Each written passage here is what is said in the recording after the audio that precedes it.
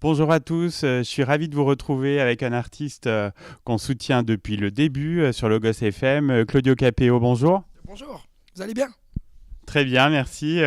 Merci beaucoup de participer à Story, donc qui sera consacré aujourd'hui au deuxième extrait de votre album éponyme, le très efficace Ça va, ça va. Après l'immense succès d'Un homme debout, est-ce que le choix s'est naturellement porté vers ce titre à l'ambiance aussi festive? Bah écoutez, pas forcément en fait, au départ on savait pas trop quoi choisir, il y avait plusieurs titres qui nous bottaient bien. Donc ouais, c'est vrai qu'il y avait un petit air de...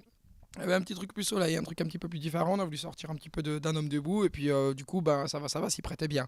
Et puis c'est une très belle chanson avec un texte profond, voilà, qui raconte pas mal de choses au final. Donc ouais, on a fait le bon choix, je pense.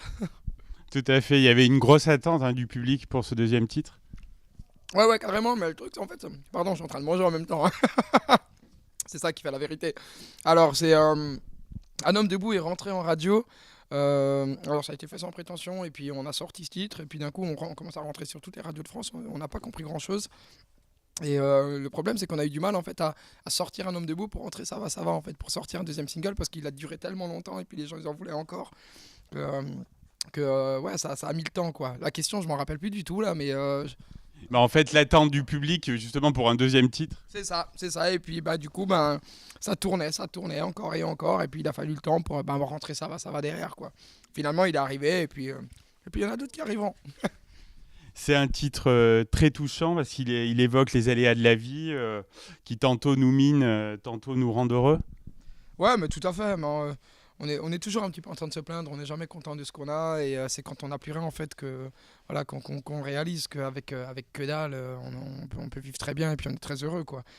Faut arrêter de se morfondre, je pense. Après, c'est sûr que ça fait partie de l'homme. Ça fait partie de nos caractères, voilà, de nos façons d'être. Mais. Le plus important, c'est d'être là, c'est d'avoir la santé, c'est d'avoir, voilà, c'est des petites choses à la con, voilà, une mandarine qui fait du bien, quoi. Tout simplement, voilà. Oui, c'est un titre qui célèbre la vie et qui met aussi bien en valeur votre voix éraillée et puissante. Bah, en me mettre en valeur, j'en sais rien du tout. En tout cas, voilà, c'est ma gueule, quoi. Dès que je l'ouvre, de toute façon, bon, ça, je sais pas trop. En tout cas, je prends mon pied à la chanter, ça, c'est sûr. Et à qui doit-on cette mélodie très entraînante? Alors ça on a bossé avec Nazim. Alors Nazim, grand monsieur qui bosse qui bosse avec énormément de zikos et tout, de chanteurs. Et puis ouais, on a bossé main dans la main, et puis on a eu droit à ce beau titre, quoi, avec ces belles paroles, avec ces belles émotions, et puis cette belle histoire voilà, qui fait du bien. Et il était hors de question pour vous de quitter votre célèbre accordéon? Bah ouais, bien sûr, de toute façon, l'accordéon, il est toujours là. Alors sur ça va, tu vois, sur scène, il n'y a pas d'accordéon.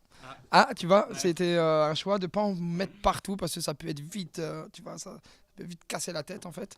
Et parfois, c'est bien aussi de rien avoir dans les mains, tu vois, juste pouvoir faire le con, chanter, et puis s'éclater avec les gens, et voilà, d'en profiter différemment. Parce que c'est vrai qu'à l'époque, tous les concerts, on a dû faire 500 concerts en tout pour tout, tu vois. Et puis bah, j'ai toujours eu l'accordéon sur les épaules du début jusqu'à la fin du concert, pendant 2 heures de concert tous les soirs, tout le temps, tout le temps, tout le temps. Là, ça a été un choix de le mettre un peu de côté, de laisser place à plus de sonorité, plus de... Voilà, ça fait du bien. Et avec cette chanson, bah, vous continuez d'avancer sur un chemin pavé de succès. C'est un nouveau carton, pas toujours évident pour un deuxième titre, surtout quand le premier a été un tel succès. Ouais, non, c'est sûr, c'est sûr. Bah, pour moi, ça a été gros flip. Je savais pas trop ce que ça allait donner, quoi. Je me suis dit, Un homme debout, il a tellement fonctionné que c'est sûr qu'on va se casser la gueule. Et puis au final, bah, le titre est rentré en radio, et puis bah, il plaît, quoi. Ça marche bien, on le voit dans les ventes, on le voit dans toutes les statistiques et tout. Elles sont bonnes. Donc voilà, on a hâte de rentrer le troisième maintenant pour toucher encore un autre public, pour que ce soit, voilà, qu'il y ait encore une autre dimension, un truc différent qui va venir. Et puis le titre qui va venir, c'est mon titre préféré. Donc voilà, c'est vraiment ça, c'est cool, quoi. Justement, j'allais te demander donc quel est le troisième extrait. Je crois qu'il y a un clip qui a été tourné en Bretagne, c'est Ouais, tout ça? à fait. Ouais, bah, ça a été tourné en Bretagne. C'est pour la chanson Riche, qui raconte tout simplement l'amour que je porte à mon fils. Titre qui a été mis sur l'album. C'était surtout une preuve d'amour, en fait. C'est pour lui montrer que même si papa il est pas à la maison, il pense quand même à toi, et c'est pas pourtant qu'il t'oublie. Voilà, parce que c'est vrai qu'à 4 ans, c'est pas toujours évident. Ils comprennent pas forcément. Après, c'est vrai que on se voit pas souvent, et puis ben voilà, quand il sera grand, j'espère qu'il sera fier, et qu'il se dira bah ouais, papa il était pas là, mais c'est pas pour autant qu'il m'oublie, quoi. Voilà. Très bon choix en tout cas. Et alors pour vous qui chantez encore il y a peu de temps dans les couloirs du métro, c'est un rêve de gosse oui, qui se réalise. Bah ouais, c'est clair que c'est un rêve de gosse. Après, tu vois, on pensait pas du tout arriver aussi haut en fait, quoi. On voulait simplement faire de la musique, s'éclater, et puis être entre potes, et puis voilà, c'est juste pour le plaisir de la musique. On n'a jamais misé, on n'a jamais voulu faire des tubes ou quoi que ce soit, ou passer en radio ou en télé ou quoi. Ça nous est vraiment tombé sur la gueule, mais super rapidement, quoi. Et c'est vrai qu'au début, c'était super étrange, c'était bizarre. Moi, j'aimais pas trop les gens qui venaient faire les photos et tout, ça me gênait en fait. J'étais vachement gêné, quoi.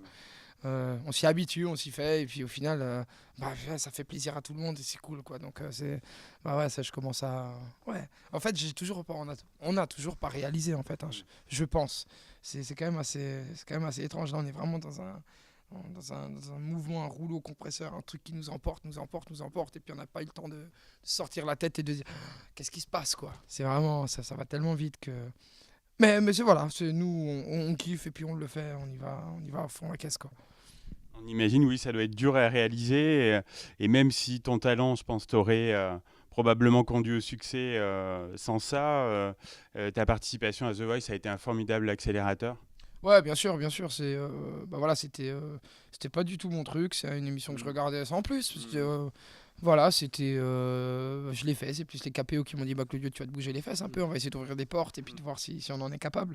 Et puis on l'a fait, et puis tu vois, on a perdu quasiment dès le début, mais ça nous a permis de rencontrer Sébastien Saucé qui était une producteur, tu vois, et voilà, de pouvoir faire un bel album, de le sortir, et puis d'avoir toute une équipe derrière, des grands malades qui bossent comme des fous et qui nous portent, tu vois. Voilà, et puis par la suite, ben, le public, quoi. Le public qui est présent, qui est là, qui vient nous voir au concert, qui achète des albums, qui est juste merveilleux. Donc, ouais, c'est un truc de ouf, quoi. Heureux d'être sur scène, alors c'est une grosse année de tournée. Ah oui, oui, là, il y a beaucoup, beaucoup, beaucoup de concerts. On va partir jusqu'en 2018. Je sais pas combien on va faire. En tout cas, on va en faire un paquet. Donc là, c'est vraiment, là, on est dans le vif du sujet. On fait réellement ce qu'on aime. Donc là, on est bien, bien, bien, quoi. Est-ce que tu réfléchis déjà au prochain album? Bah ouais, j'y réfléchis, je gratte des trucs et tout, mais concentration, tournée avant tout. Là, on veut rencontrer notre public, on veut vraiment prendre le temps là-dedans. J'ai pas envie de commencer à faire tout et n'importe quoi juste pour tenter des trucs. Et là, voilà, il y a déjà assez de choses à faire comme ça. Donc après, ouais, bien sûr, ça gratte hein, dans tous les sens. Hein. Tout le monde essaye de chercher des mélodies, des trucs. Ça, voilà, après, c'est bien en tournée, c'est là qu'il y a des choses qui naissent et qui voient le jour. Donc ouais, ça va venir. Et tu rends souvent hommage à tes aînés, que ce soit bien sûr Michel Delpech, Renaud, et j'ai vu prochainement Michel Fugain pour ses 50 ans de carrière, c'est bien ça? Ouais, tout à fait. On va faire un titre. Alors lequel, je sais pas trop encore, mais j'enregistre la semaine prochaine. Tu vois, on rentre en studio et puis on va lui faire un beau titre là. Enfin, il y a plein d'artistes qui seront sur l'album. C'est vraiment cool parce que voilà, Michel Fugain, voilà, ça fait partie de ma jeunesse, voilà ce que j'écoute encore maintenant. Voilà, c'est des gros titres. Et pour moi, c'est des monuments tous ces gens-là, tu vois. Donc c'est vraiment un honneur de pouvoir chanter ça, quoi. Une figure, oui, de la chanson française. Et tu es très attaché à ton Alsace natale.